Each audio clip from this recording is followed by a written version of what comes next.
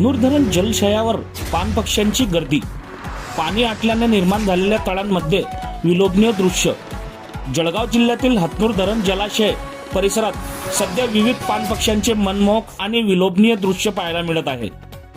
जलाशयातील पाण्याची पातळी कमी झाल्याने अनेक ठिकाणी लहान मोठी तळी तयार झाली आहेत। या तळांमध्ये मासे, कीटक आणि इतर जलचर सहज उपलब्ध होत असल्याने पाण पक्ष्यांची मोठ्या प्रमाणात गर्दी होत आहे।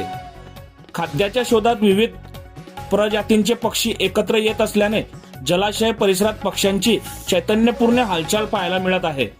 पक्ष्यांचे थवे, त्यांची खाद्य मिळवण्यासाठीची धडपड आणि निसर्गरम्य वातावरण यामुळे हा परिसर पक्षीप्रेमी आणि छायाचित्रकारांसाठी आकर्षणाचा केंद्रबिंदू ठरत आहे।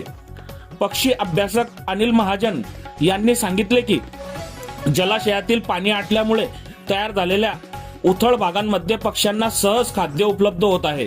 त्यामुळे विविध पाण पक्ष्यांची संख्या वाढल्याचे दिसून येत असून हे दृश्य जैवविविधतेच्या दृष्टीनेही महत्त्वाचे आहे। हातनूर धरण परिसरातील हे निसर्ग सौंदर्य आणि पक्ष्यांची लगबग पर्यावरण प्रेमींसाठी आनंददायी ठरत असून जैवविविधतेचे जतन करण्याची गरज पुन्हा अधोरेखित करत आहे। बघत रहा MH19 न्यूज। मुख्य संपादक श्रीकांत वानखेडे सोबत ब्युरो चीफ जोएब सय्यद, जळगाव जिल्हा, महाराष्ट्र।